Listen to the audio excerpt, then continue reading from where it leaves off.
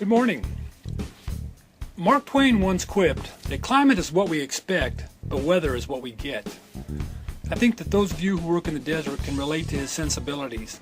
I remember earlier this fall, the NOAA predicted that the desert Southwest would experience mild El Nino conditions this winter.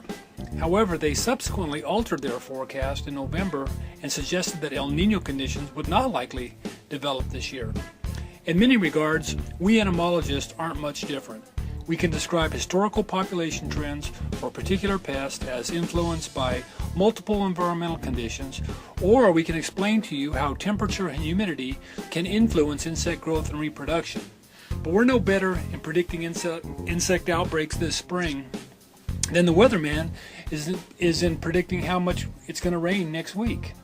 Having said that though, because insects are poikilothermic, that is, they are cold-blooded, most species are not very abundant in the cold weather we often experience in January here in the desert.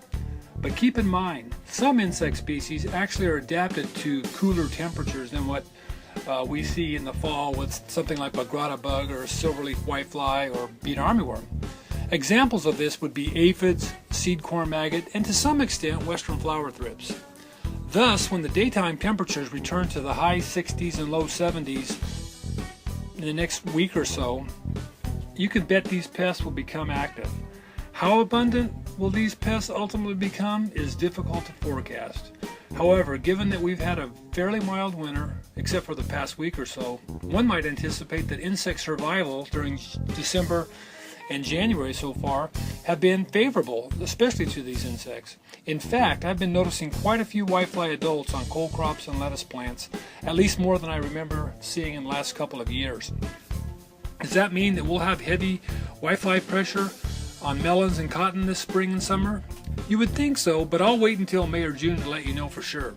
One thing I am certain of though, based on historical trends and my knowledge of the biology and ecology of desert insect pests, you as a PCA will experience above average insect pressure at some point this spring on some crop.